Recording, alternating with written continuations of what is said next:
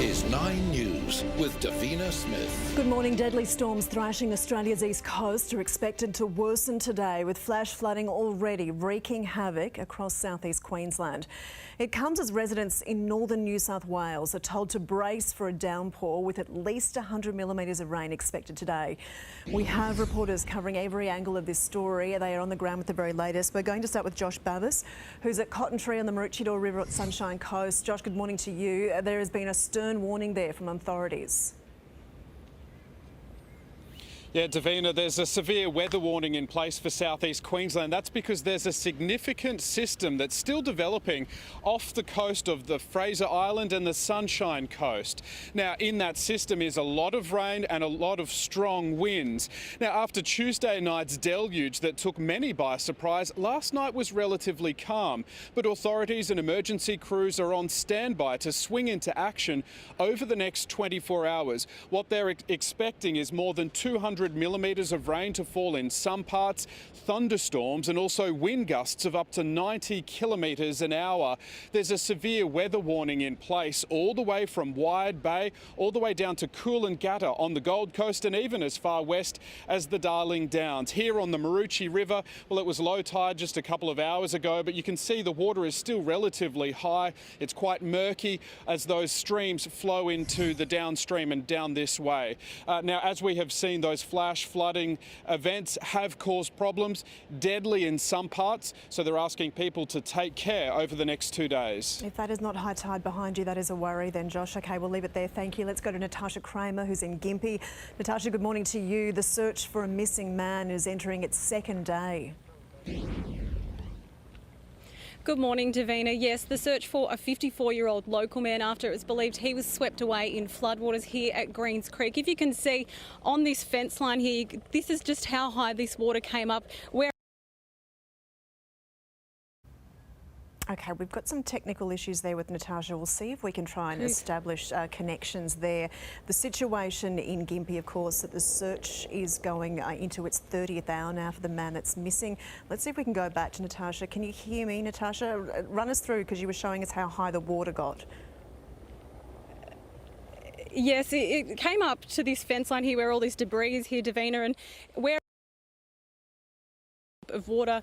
Overnight it has sort of dropped about 5 metres, but this crew here, these crews have got a significant search ahead of them. They're retracing their steps this morning because that water level has dropped so significantly. In the past few minutes, the RACQ chopper has gone up. There's divers as well here behind me, boats into the water. Now, this search is all for a 54-year-old local man. It's believed he was swept away in floodwaters on Tuesday night on his way home. Yesterday, emergency crews found his motorbike. They also located a helmet and a bag in the waters nearby. It was horrendous conditions here on Tuesday night and into Wednesday morning. Right now, the rains are here, but the overnight rain wasn't as significant as predicted, but the Mary River is of real concern this morning. It's risen over 13 metres overnight. They're watching that extremely closely because if it rises much further, it could chop the town in two. At the moment, it's sort of a watch and see, deal with the issues that we have and see what comes today with any weather events. It's very unfavourable conditions here for emergency crews, but they will be searching everything and going over everything this morning, retracing their steps. So a huge effort here. There's also a fair bit of rain predicted for today. It's only drizzling at the moment, but it's expected to get a lot heavier, Davina. And that's a worry, Natasha. Thank you. And a severe weather warning is in place for parts of northern New South Wales this morning. Heavy rain, flash flooding predicted for areas including Tweed Heads, Lismore and Coffs Harbour. 100 millimetres expected to fall today. It comes as Sydney continues to clean up after downpours caused widespread damage to homes and roads. Well, preparations are underway for an invasion ramping up in Ukraine after it was hit by a fresh cyber attack suspected to have been from Russia. Our Europe correspondent Karianne Greenbank reports from Kiev. US officials are now saying that Russia is as ready as it will ever be to attack, and Ukraine is now racing the clock to make sure it is prepared for what may come. It is set to introduce a national state of emergency. It is recalling its military reservists for service, and it's also reinforcing its border with Russia. This comes as another mass cyber attack has been reported, this one taking down government websites and banking services. The last mass cyber attack here in Ukraine was about a week ago. Australia, the US and the UK all blamed that one on Russia.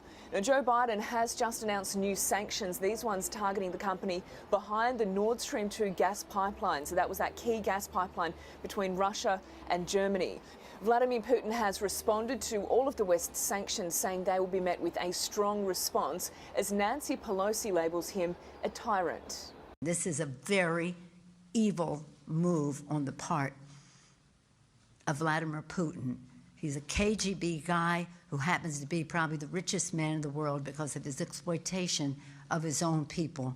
And the US has told the UN General Assembly that if Russia does invade Ukraine, it could result in around 5 million people being displaced. And our Prime Minister has conceded sanctions won't be enough to stop Russia flexing its military might against Ukraine, but insists there must be a cost to what he calls an unlawful attack. We'll go live to Canberra and our federal politics reporter Eliza Edwards. Eliza, good morning to you. These sanctions, they're just the start. Yeah, Davina, the Prime Minister and Governor-General signed off on the new deterrents this morning. Australia moving in lockstep with Western allies to call out Russia after President Putin moved those troops into separatist regions of eastern Ukraine. Scott Morrison then held a press conference rejecting the commentary from Russia's embassy here in Australia that the sanctions are xenophobic. The PM said there is no justification for Russian aggression and emphasised the need to send a strong message to Moscow. That message being there needs to be consequences for this kind of, quote, bullying and violent coercion, even though sanctions are unlikely to change Putin's mind. The reason we're doing this is there must be a price for the unprovoked, unlawful, unwarranted, unjustified attacks and threats and intimidation that is being imposed by Russia on Ukraine. I think it's important for like-minded countries to be taking the strongest possible action, because one day it's a country like Russia threatening the border and seeking to invade Ukraine, and the next day it could be countries in our own region seeking to do the same thing.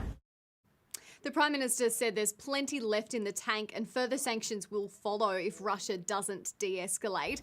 And he's warning Australian businesses to prepare for the possibility of retaliatory cyber attacks by enhancing their own online security. So even though this conflict is half a world away, there could still be harm inflicted in our own backyard. Davina. OK, Eliza, thank you. Well, Victoria has recorded 6,715 COVID cases in the past 24 hours. And tragically, 16 people have lost their lives. Health Minister Martin Foley has shut down calls from Federal Health Minister Greg Hunt to launch a mass vaccination program in schools to ramp up vaccine rates in children. You'll recall that the program is in fact run by the Commonwealth Government, and the states and territories have had to step in on a number of occasions to continue to assist with that program. Around 54% of Victorian children aged 5 to 11 have received their first dose. In Queensland, 6,094 cases have been recorded in 24 hours and a further 8 deaths. The number of COVID patients in hospital is continuing to fall. 344 people are being treated, down from 379 yesterday. Well, New South Wales Health has recorded 8,271 new cases, and tragically 12 people have died. It's the third day in a row that cases have remained above 8,000. Tomorrow, the mask mandate will be relaxed, only required on public transports and inside hospital and aged care facilities. Construction chaos. Up next, tradies booted from work sites and billions of dollars worth of building projects stalled. The full details after the break. Also, compensation for commuters caught up in Sydney's train debacle. And we get an update on the Queen from Windsor Castle as two future queens hang out in Denmark.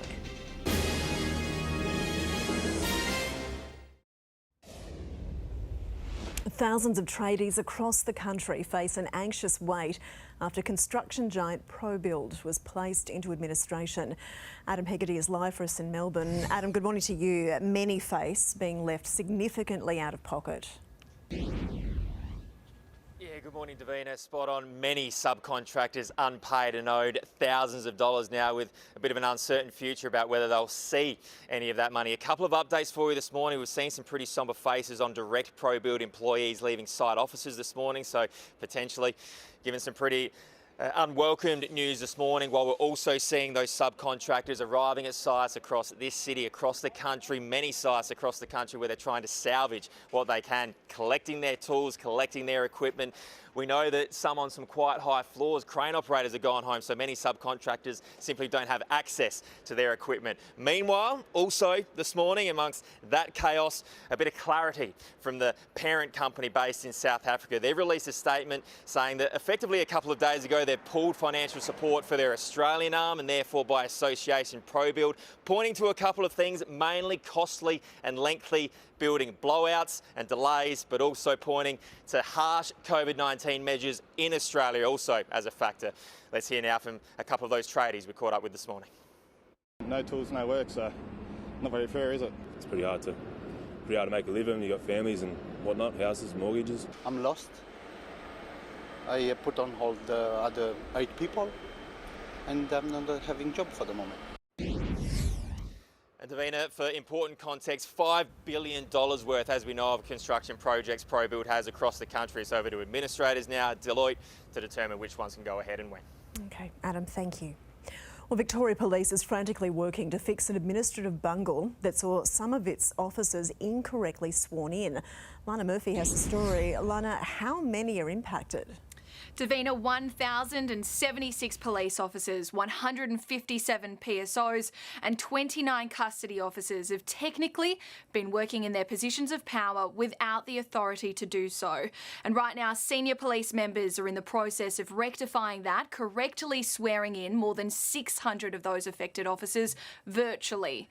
They received letters around 5 a.m. notifying them of the administrative oversight. Essentially, when the Victoria Police Act was written in 2013, it required the Deputy Commissioner to delegate power to acting assistant commissioners to swear officers in, but that was never done. It means more than 1,200 members, some of them now senior sergeants, have been entering homes, using weapons, making arrests and issuing charges without the proper power to do so, and it could put thousands of criminal cases in doubt. They have, of course, been working with other police officers during that period of time who have those extra powers that police are granted, and they also have those standing powers that any citizen has to conduct arrests under 458 of the Crimes Act. All these officers have acted in good faith. There has not been any deliberate misconduct here. They have my support, they have the government support, and they are very much still members of Victoria Police. Legislation will be rushed through State Parliament next sitting week to validate the power of those affected officers, and if it passes both houses, it will be retrospective, so there should be a resolution in a fortnight. But what a mess, Lana. Okay, thank you.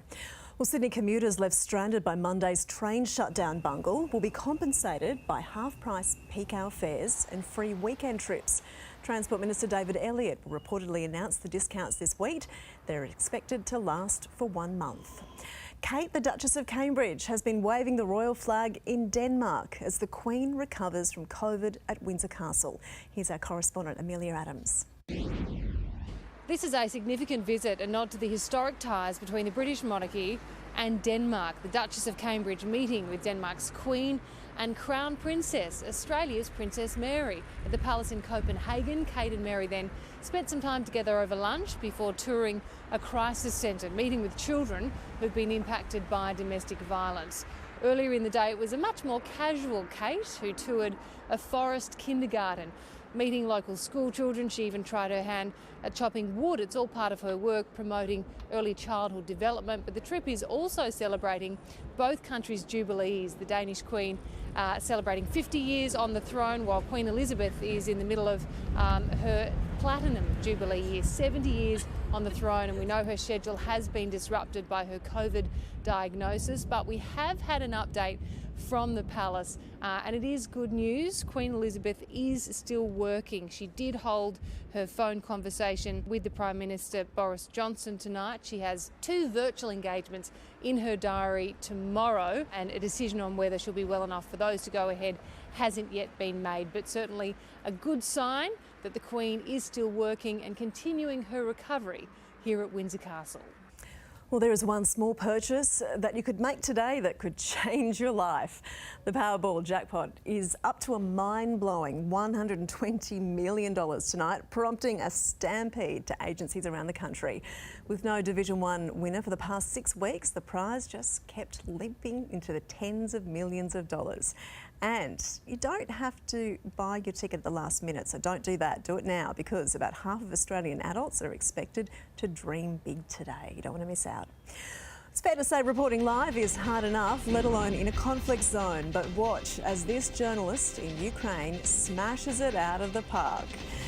The special guest set to make this year's Royal Easter Show extra special. And the big new change for the NRL's concussion protocols.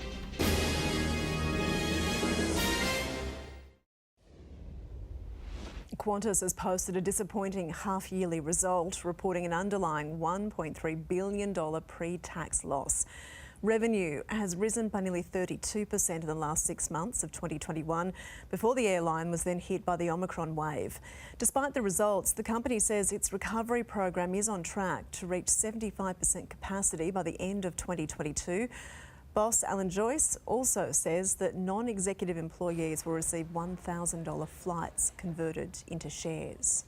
This award is worth over $5,000 per employee, but it could be worth a lot more by the time it vests, given our focus of growing long-term shareholder value and given our recovery program.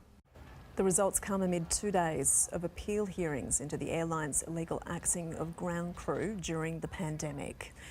Reporting live is hard enough, but throwing a potential war on your doorstep and you've got a few things going on.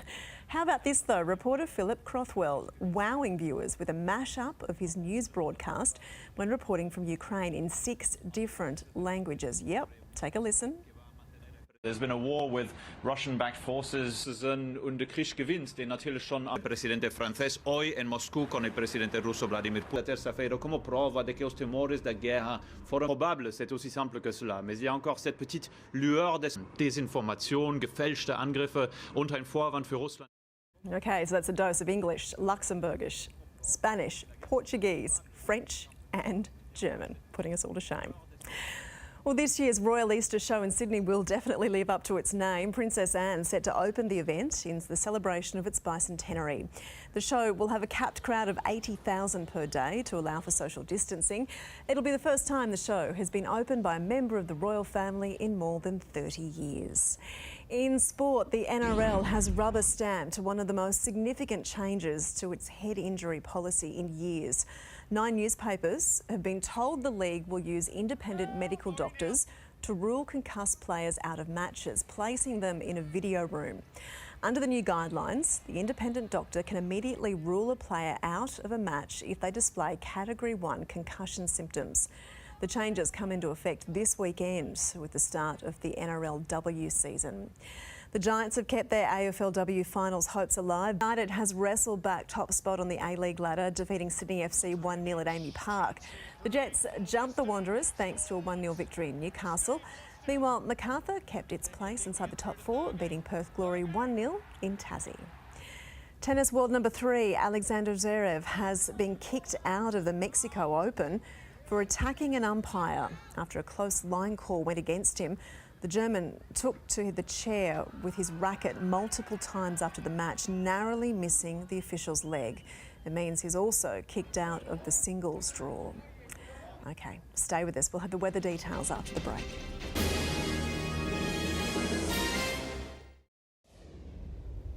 Today's weather, wet down the east coast. For Brisbane, 23. Showers for Sydney. For Canberra, 26 degrees. Humid in Melbourne as well, and wet 24 degrees. For Hobart, 22. Adelaide, hey, sunny and 31 degrees. And fine and hot in Perth, 37. Darwin, 31. And that is Nine's Morning News. The other news at 4 o'clock, but at 5 p.m. in Adelaide and Perth. I'm Davina Smith. We'll see you soon.